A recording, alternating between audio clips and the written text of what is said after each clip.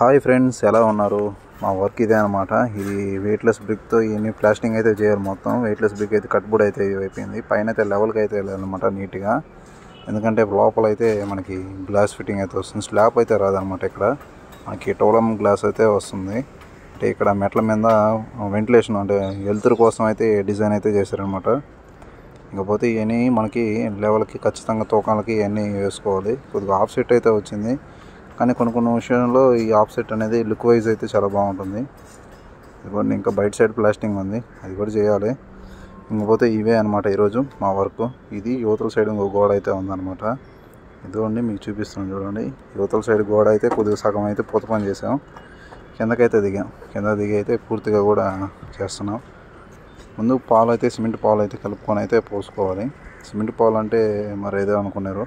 సిమెంట్లో కాస్త వాటర్ అయితే యాడ్ చేసుకుంటే మనం క్వాంటిటీ బట్టి పలసంగానో చిక్కంగానో దాన్ని బట్టి అయితే ఇదే అనమాట పాలు పోసుకుంటే పాలు ఎండే లోపలికి అయితే పొత్తుకొని చేయాల్సి ఉంటుంది, లేదంటే ఊడి పడిపోద్ది అనమాట. ఇవి పాలు అనమాట. వీటిని ఏమంటారో మీరు కామెంట్ అయితే చేయండి, నేను తెలుసుకుంటాను. మేమైతే సిమెంట్ పాలు అంటాం. ఓకే, ఇప్పుడైతే మనం నీట్గా ఇది కూడా ప్లాస్టింగ్ అయితే చేసేసాం. ఇసుక మొత్తం నీట్గా చేసినా సరే ఇవన్నీ కాస్త బరగ్గా ఎందుకు కనిపిస్తున్నాయి అంటే ఇసుక అనేది గల్లు ఇసుక అనమాట. మనకి ప్లాస్టింగ్ ఇసుక అయితే కాదు, ఇది కట్టుబడి వాడే ఇసుక అనమాట.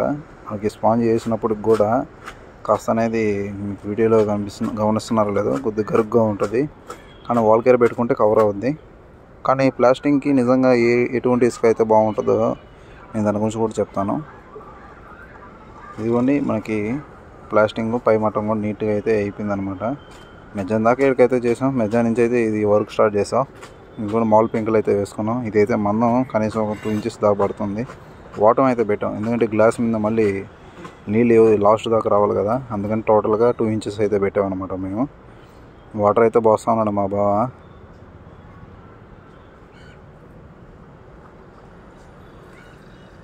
వీడియో తీస్తున్నాడు అని చెప్పి డబ్బా అడ్డం పెడుతున్నాడు.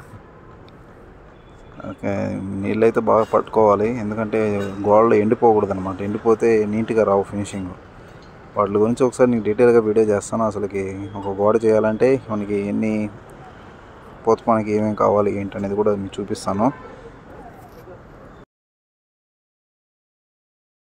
ఇదిగోండి, మా బావ చూడు ఎడతోంగి చూస్తున్నాడు.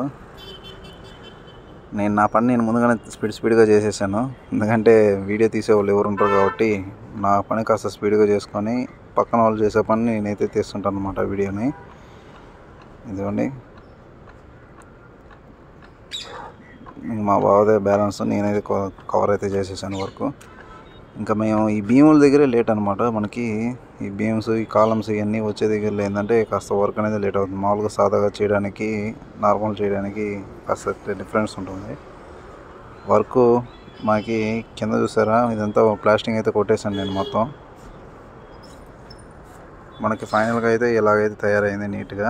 ఇంకా లాస్ట్ కాలం ఒకటి ఉంది, ఆ కాలం కూడా ప్లాస్టింగ్ చేయాలి.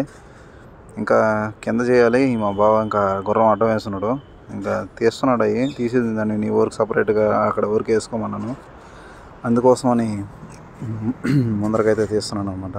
సార్ విప్పేస్తున్నాడు. ఇదో ఫైనల్గా అయితే ఇలా తయారైంది. ఫొటోస్ చూపిస్తున్నాను, ఏమనుకోకండి. వీడియోస్ లైక్ చేయండి.